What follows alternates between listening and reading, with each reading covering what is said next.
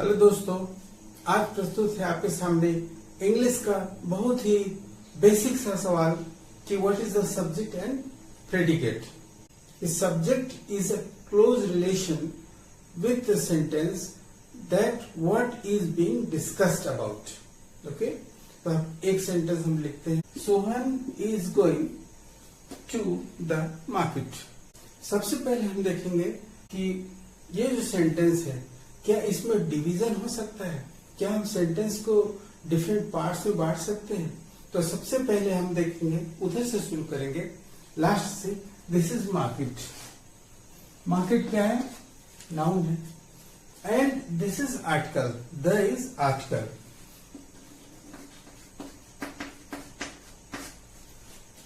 तो आर्टिकल किस काम आता है, आर्टिकल कहाँ लगता है? निश्चित है, अगर डेफिनेशन आपने पढ़ा होगा तो आपको पता होगा कि article is used before a noun. Means ये जो है इसके साथ रिलेशन रखता है। तो हमारा जो द मार्केट ये एक हो गया, एक वर्ड। अब हम इसको मान के चलेंगे। फिर इसके बाद आता है हमारा प्रेपोजिशन।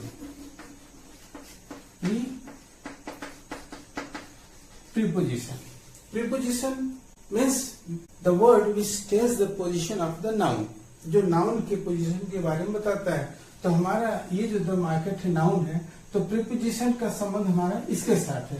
तो ये इसके संबंध के साथ हुआ, तो हमारा ये जो पार्ट है एक पार्ट हुआ। अब हम दूसरे पार्ट को देखते हैं।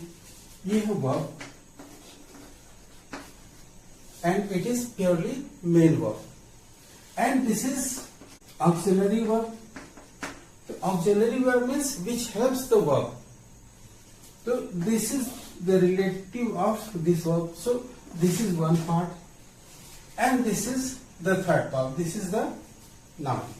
अब देखते हैं हम सेंटेंस में एनालाइज करते हैं कि what is being discussed. तो Sohan is going. Who is going? Sohan is going. We are talking about Sohan. Sohan is going. Where is he going? He is going to the market. Means Sohan is going to the market. तो who is doer of the sentence? Sohan is doer of the sentence. मतलब सोहन जाने का कार्य कर रहा है और सोहन कहाँ जा रहा है? मार्केट में जा रहा है। मतलब हम ये जो कार्य हो रहा है, ये जो वर्क हो रहा है जाने का और मार्केट जाने का, ये कार्य किसके द्वारा हो रहा है? सोहन के द्वारा। मतलब ये सेंटेंस में जो कहा जा रहा है, जो डिस्कस कर रहे हैं, वो कैसे रिलेशन रखता है? सोहन से रखता है। इसलिए जो सोहन हुआ ये हमारा, या तो हम उसको डूअर बोलते हैं, मतलब करने वाला। And doer is called subject here. ये हमारा सब्जेक्ट होता है। और बाकी जो पार्ट है, ये जो हमारा पार्ट है, जैसे वर्ब है तो ये वर्ब फ्रेज कहलाएगा। और वो ये यहां से लेके यहां तक का जो पार्ट हमारा होता है वो क्या कहलाता है? प्रेडिकेट। हम एक सेंटेंस और लेते हैं। Next sentence is here, John carefully search the room. पीछे से ही शुरू करेंगे। Room it is noun and the क्या है? आर्टिकल है। Article means it is related with noun. तो हमारा द रूम ये एक पार्ट हुआ, नाउन फ्रेज जिसको कहा जा सकता है या कहा जाता है। एंड सर्च्ड ये क्या है? वर्ब है। And carefully adverb. एडवर्ब का काम क्या है? वर्ब की सहायता करना, वर्ब की क्वालिटी बताना, वर्ब का गुण बताना। मीन्स ये जो एडवर्ब है it is related with verb. तो एक पार्ट ये हो गया जो हमारा वर्ब फ्रेज कहलाता है। And here it is noun, ये नाउन फ्रेज हुआ। अब John carefully search the room. Who search the room? John search the room. How did he search the room? He search the room carefully. What did he search? He search the room. Means John ने क्या क्या किया उसके बारे में बात है। Means इस सेंटेंस में जो भी डिस्कस हो रहा है किसके बारे में डिस्कस हो रहा है? जॉन के बारे में डिस्कस हो रहा है। तो ये हमारा सब्जेक्ट कहलाएगा। एंड द रेस्ट जो भी जॉन के बारे में डिस्कस हुआ है वो पूरा हमारा क्या कहलाता है? प्रेडिकेट कहलाता है। See the next sentence. The next sentence is the girl is now a student at large university. तो सबसे पहले हम इसका पार्ट्स देखें आखिरी से। University, what is this? This is a noun. And what about large? This is adjective. Adjective क्या करता है? नाउन की क्वालिटी बताता है, means this is related with this thing. तो दोनों मिला के एक पार्ट हम मानेंगे, जो कि भी नाउन फ्रेज मान लीजिए। अब ये क्या है?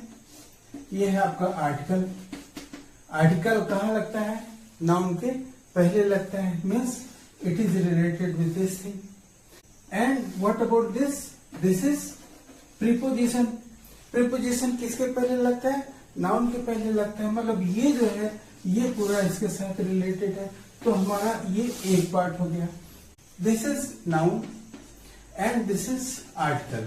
आर्टिकल हमेशा नाउन के पहले लगता है, मतलब ये इससे रिलेटेड है, तो एक पार्ट ये हो गया। अब यहाँ पे देखिए इज नाउन। इज क्या है? ऑक्सिलरी वर्ब, लेकिन यहाँ पे कोई दूसरा वर्ब नहीं है, क्योंकि नाउन, ये जो नाउन है ये क्या है? एडवर्ब है। ये एडवर्ब है और ये जो है ऑक्सिलरी वर्ब है। Since there is no main verb here, so this is functioning as a main verb. तो यहाँ पे ये ऑक्सिलरी नहीं हो जाएगा, ये क्या हो जाएगा? Main verb. ये जो नाउन एडवर्ब है तो इसका संबंध इससे है, तो हम इसको एक पार्ट मान लेते हैं। अब गर्ल, जैसे पहले एक सेंटेंस में देखा था आपने, नाउ जॉन है या सोहन लिखा हुआ था, यहाँ पे अब हमारा द गर्ल, ये क्या है? नाउन है और ये है आर्टिकल। ये डेफिनेट आर्टिकल है, मतलब ये रिलेशन इसके साथ है, तो हम ये पूरे को एक मानेंगे, the girl. The girl is now a student at a large university. Means in this sentence we are talking about the girl. The girl is a student where at a large university. Is now means at present time, not in the past time.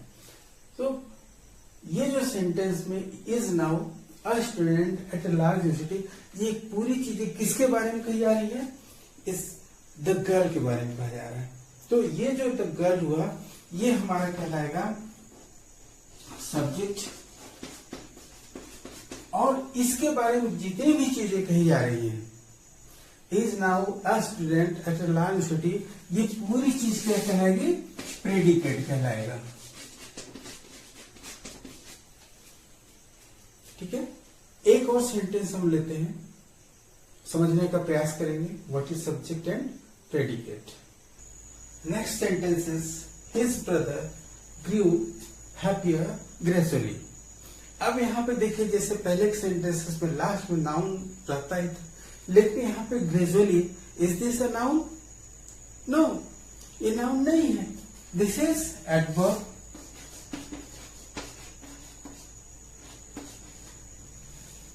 And happier, ये verb नहीं है, verb तो हमारा ये है, तो happier क्या है? एडजेक्टिव है।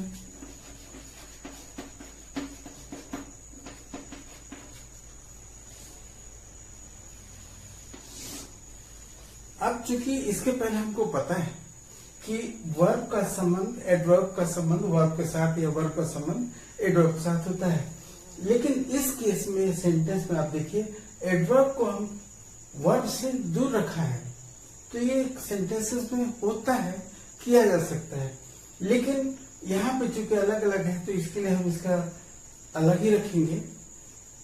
अब हम बात करते हैं इसको, ब्रदर, ये नाउन है, हिज क्या है? सामान्यतः लोग पढ़ते हैं कि हिज प्रोनाउन है, तो बताइए प्रोनाउन के बारे में हमने पढ़ा है कि pronoun is used in the place of noun. क्योंकि नाउन ऑलरेडी हमारा है, इसलिए हिज यहाँ पे प्रोनाउन नहीं होगा। हिज क्या है? हमारा डिटरमिनर है। Determiner means which determines the noun, the quality of the noun और क्वांटिटी ऑफ द नाउन, जो भी है, ढेर सारा रेंज है डिटरमिनर का, but here his functioning as a determiner means इसका रिलेशन हमारा नाउन के साथ है, तो ये पूरा हो गया हमारा नाउन फ्रेज।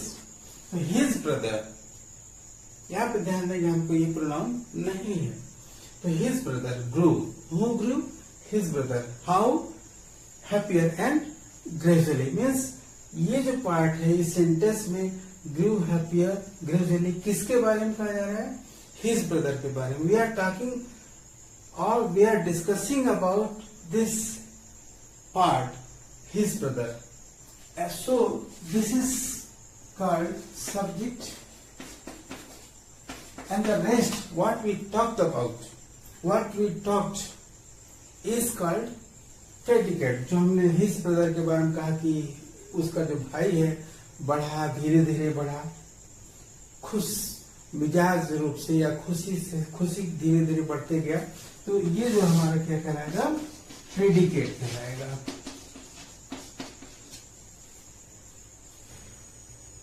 नेक्स्ट सेंटेंस देखिए, इट रेड स्टेडली और डे। हम फिर से पीछे चलते हैं। Day it is noun. All क्या है? ऑल तीन चीजें, डिटर्मिनर भी है, एडवर्ब भी है और प्रोनाउन भी है। तो क्या बताइए, नाउन के साथ एडवर्ब और प्रोनाउन उपयोग हो सकता है? नहीं हो सकता। मीन्स यहाँ पे जो ऑल का फंक्शन है किस रूप में है? डिटर्मिनर के रूप में। तो ये हमारा रिलेशन के साथ बना, ये एक पार्ट हो गया। All day. Steadily is adverb here.